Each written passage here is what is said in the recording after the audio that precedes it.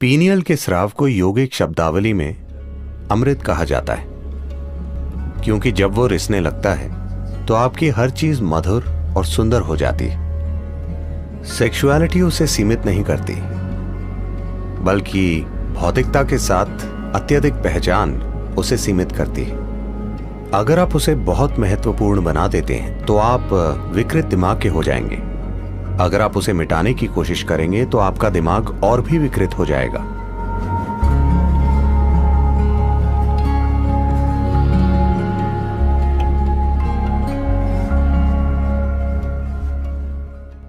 एक 92 साल का बूढ़ा आदमी फुल मेडिकल जांच के लिए अपने डॉक्टर के पास गया। डॉक्टर ने उसकी जांच की और वो बोले, मेरे बुजुर्ग दोस्त, अपनी उम्र के हिसाब से आप बहुत अच्छा कर रहे हैं, सब कुछ बहुत बढ़िया है। मगर उस आदमी ने पूछा, मगर डॉक्टर, मेरी सेक्स लाइफ का क्या? तो डॉक्टर ने पूछा, उसके बारे में सोचना या उसका सपना देखना? आप जितना किसी चीज के बारे में ना सोचने की कोशिश करते हैं, उतना ही आप उसके बारे में सोचने लगेंगे। मन की प्रकृति ही ऐसी है। तो कई वजह हैं कि कोई व्यक्ति सेक्स में लिप्त होता है। कुछ के लिए वो सिर्फ सुख है, कुछ के लिए ये बंधन और साहचर्य को मजबूत करने का एक तरीका है। वरना लोग महसूस करते हैं कि वे एक दूसरे से दूर हो रहे हैं। वो भले ही ठीक हों, मगर बहुत से लोगों के दिमाग में ये बसा होता है कि अगर वो सेक्सुअली सक्रिय नहीं हैं तो वो वास्तव में दूर हो रहे हैं। ये सच नहीं है। आप किसी से बहुत करीब हो सकते हैं और जरूरी नहीं है कि शारीरिक रूप से जुड़े हुए हों, है ना? मगर समाज के दिमाग में ये होता है। खासकर दुनिया के इस हिस्से में लोग बड़े पैमाने पर मानते हैं कि अगर सेक्सुअलिटी नहीं है तो वास्तव में आपका रिश्ता नहीं है। वास्तव में रिश्ता शब्द, मुझे यह समझने में थोड़ा समय लगा कि यहां अगर आप एक रिश्ता कहते हैं तो आपसे ये समझने की उम्मीद की जाती है कि ये सेक्स आधारित रिश्ता है, बाकी कुछ रिश्ता नहीं है। अगर मेरा आपके साथ बहुत मजबूत रिश्ता हो सकता है और आपके शरीर से मेरा कोई संबंध नहीं हो सकता, है ना? मैं किसी भी तरह आपके शरीर के प्रति आकर्षित ना होते हुए भी आपके साथ बहुत मजबूत रिश्ता रख सकता हूं। मगर उन सभी संभावनाओं को पूरी तरह नकार दिया गया है। एक रिश्ते का मतलब है कि आपको किसी रूप में शारीरिक तौर पर शामिल होना है। पुरुष स्त्री या पुरुष पुरुष, स्त्री स्त्री, जो भी आप चाहें। मुख्य रूप से ये शरीर पर आधारित है। किस तरह का शरीर, ये व्यक्तिगत पसंद है, मगर मुख्य रूप से ये शारीरिक आधार है। ऐसा इसलिए हुआ क्योंकि कहीं ना कहीं शरीर के साथ हमारी पहचान के सामान्य स्तरों के परे चली गई है। ये शरीर के साथ अत्यधिक पहचान है। इसलिए शरीर आधारित रिश्ते समाज के मूल बिंदु बन गए हैं। जो अपने भौतिक शरीर से बहुत जुड़ा है वो स्वाभाविक रूप से सेक्स से प्रेरित है, क्योंकि यही सर्वोच्च चीज है जो वो जानता है। ऐसे तरीके हैं जिनसे आप कुछ ऐसा पा सकते हैं जो इससे कहीं अधिक बड़ा है। एक बार आप इससे बेहतर कुछ चख लें, फिर मुझे आपको बताना नहीं पड़ेगा इसे छोड़ दो या उसे छोड़ दो, वो वैसे ही खत्म हो जाएगा, है ना?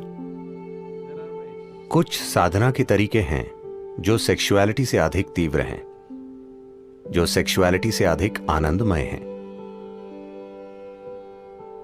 एक स्तर पर यदि आप इसे देखें, योग के सभी आयाम किसी न किसी तरह आखिरकार पीनियल को सक्रिय करने की कोशिश करते हैं, क्योंकि एक बार जब वो रिसने लगता है तो आपकी हर चीज मधुर और सुंदर हो जाती है। वो एक पूरा भीतरी सुख पैदा करता है, जिससे सभी बाहरी सुख बच्चों की चीज की तरह लगने लगते हैं। यही वजह है कि योगी सिर्फ आंखें बंद करके बैठते हैं। इसलिए नहीं कि वो सुख के खिलाफ हैं, वो छोटे सुखों के खिलाफ हैं, बस यही है। तो शांभवी, इससे एक चीज जो होती है, ये पीनियल स्राव को बहुत हद तक उत्तेजित करती है, जिससे आप दिन भर एक तरह की मिठास में भीगे रहते हैं।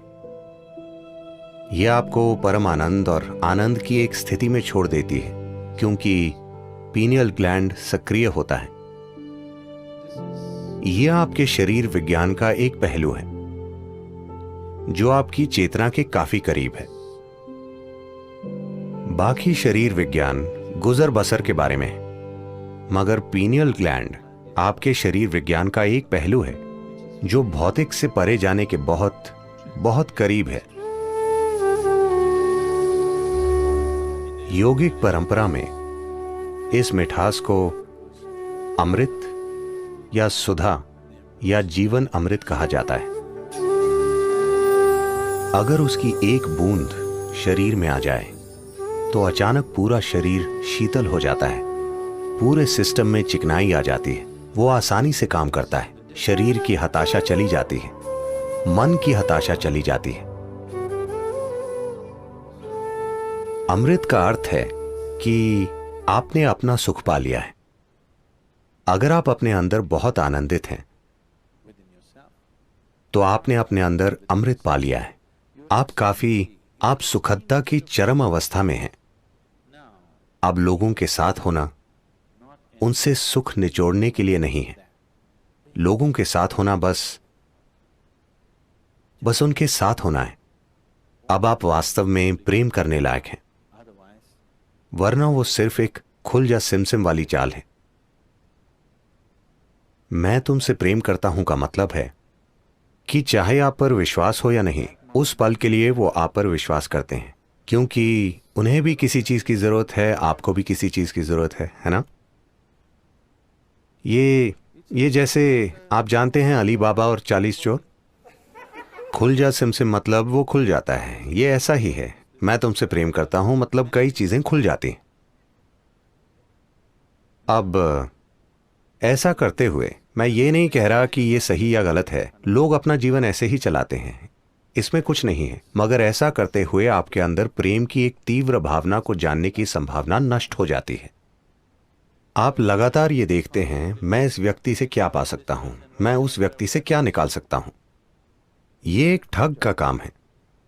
इसे प्रेम संबंध कहा जाता है, मगर यह ठगी का काम है। लेकिन अगर आप अपने आप में बहुत आनंदित होते हैं, जब आप लोगों के साथ होते हैं, तो यह आपका आनंद साझा करने की बात होती है। इसका मकसद है कि अगर वो इससे अछूते हैं तो किसी तरह उन्हें इससे छुएं, बजाय ये देखने के कि आप उनसे क्या निचोड़ सकते हैं। आपके जीवन की सारी बुनियाद बदल जाएगी।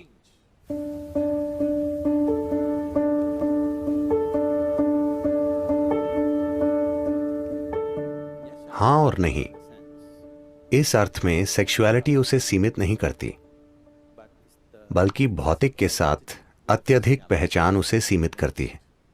तो असल में ये सेक्सुअलिटी नहीं है जो बाधा बनती है, बल्कि वो भौतिकता से जो जुड़ाव पैदा करती है, वो निश्चित रूप से बाधा बन जाती है। ये सवाल उस छिटपुट जानकारी, उस गॉसिप से आया है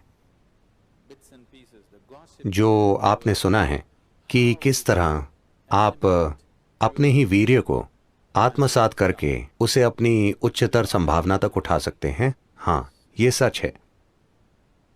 साथ ही कोई परहेज के कारण ऐसा नहीं करता। अपनी ऊर्जा को आंतरिक बनाते हुए आप ऐसा करते हैं। सिर्फ ऐसा नहीं है कि कोई सेक्स से दूर रहता है और अचानक उसकी ऊर्जा संगठित होकर ऊपर बढ़ती है। ये सच नहीं। अगर आपकी ऊर्जा संगठित होती है और बढ़ने लगती है तो सेक्सुअलिटी की जरूरत आपके लिए खत्म हो सकती है। मगर ये आपको अक्षम नहीं बनाती, यह आपको नपुंसक नहीं बना देती, मगर उसकी जरूरत खत्म हो जाती है। अब वो एक मजबूरी नहीं रह जाती। और सिर्फ यही चीज नहीं, सारी बाधाएं खत्म हो जाती हैं। मुख्य रूप से अधिकांश सेक्सुअलिटी जो धरती पर है वो एक तरह की मजबूरी के कारण है ना?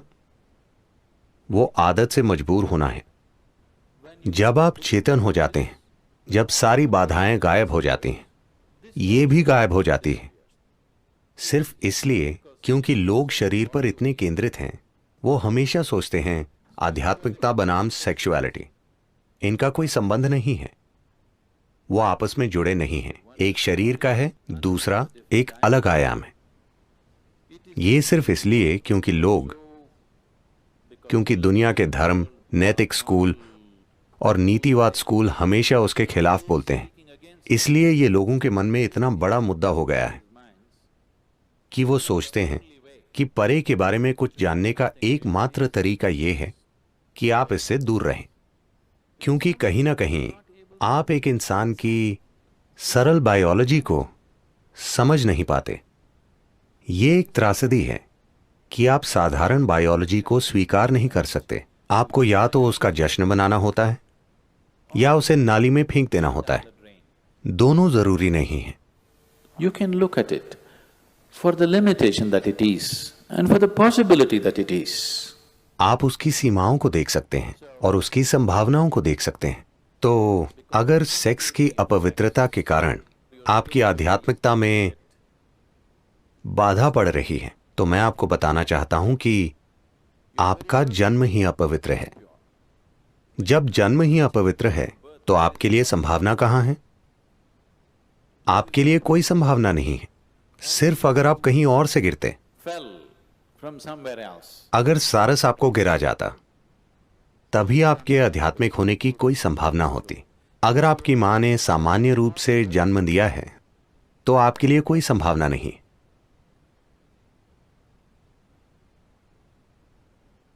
एक 6 साल की बच्ची एक दिन स्कूल से घर लौटी और पूछा, मम्मा मैं कैसे पैदा हुई थी? मां शर्मिंदा हो गई। वो बोली, एक सारस तुम्हें गिरा गया। वो बोली, ठीक है। उसने लिख लिया। मम्मा आप कैसे पैदा हुई थी? मुझे भी एक सारस ने गिराया था। मम्मा नानी कैसे पैदा हुई थी? उन्हें भी एक सारस ने गिराया था। फिर वो बच्ची गंभीर हो गई और वो नीचे जाकर बैठ गई और अपने होमवर्क में कुछ लिखना शुरू कर दिया। मां असहज महसूस कर रही थी। उसने खाना पकाना खत्म किया। तब तक लड़की ने अपना होमवर्क पूरा कर लिया था और किताब वहीं छोड़ दी थी। उसने जाकर उसे पढ़ा तो फैमिली ट्री के बारे में निबंध था। बच्ची ने लिखा था, मेरे परिवार में 3 पीढ़ियों से किसी का जन्म कुदरती रूप से नहीं हुआ है।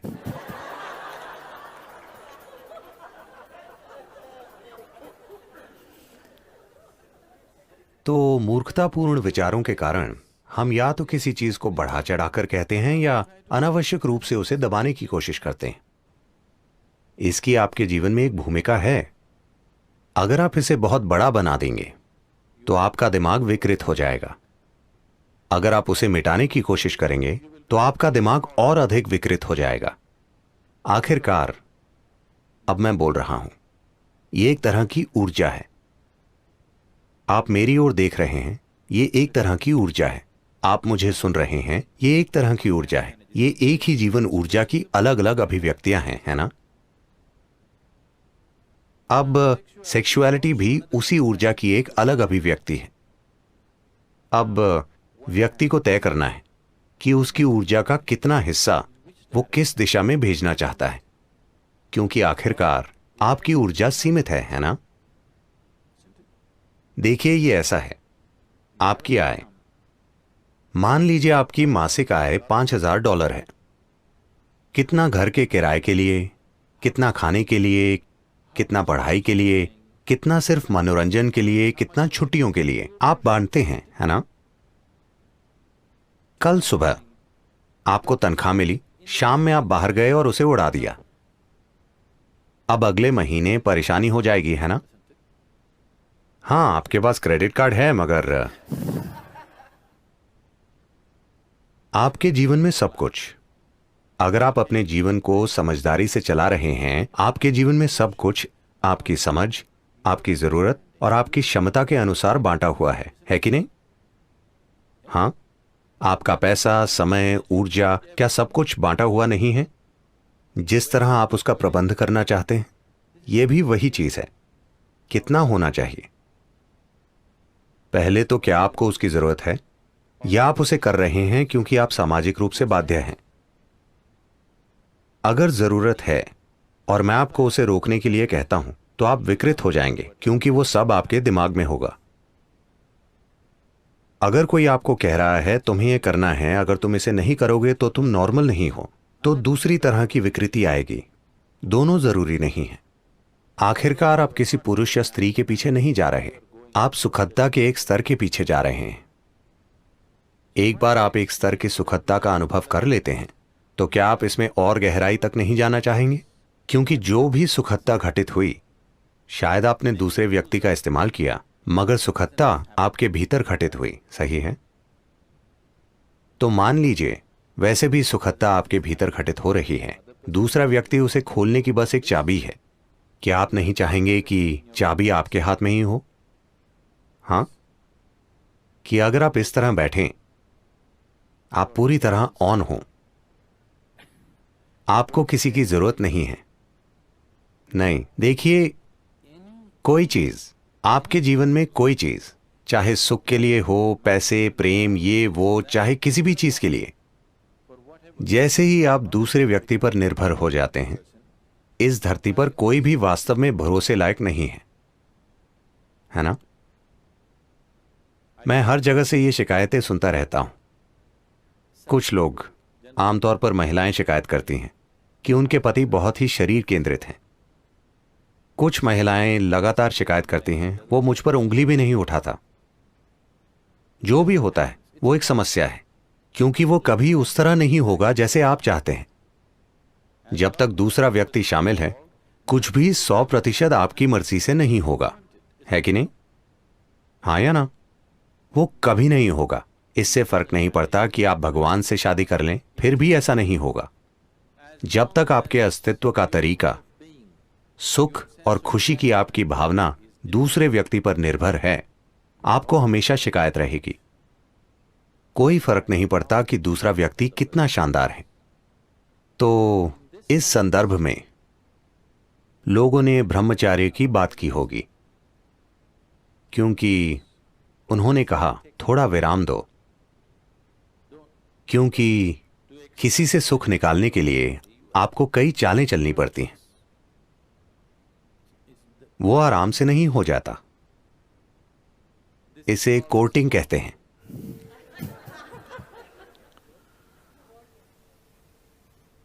एक बार कोर्ट में चले जाएं, फैसले का दिन आ जाएगा। उसमें काफी समय, प्रयास, ऊर्जा और तमाम दूसरी चीजें लगती हैं।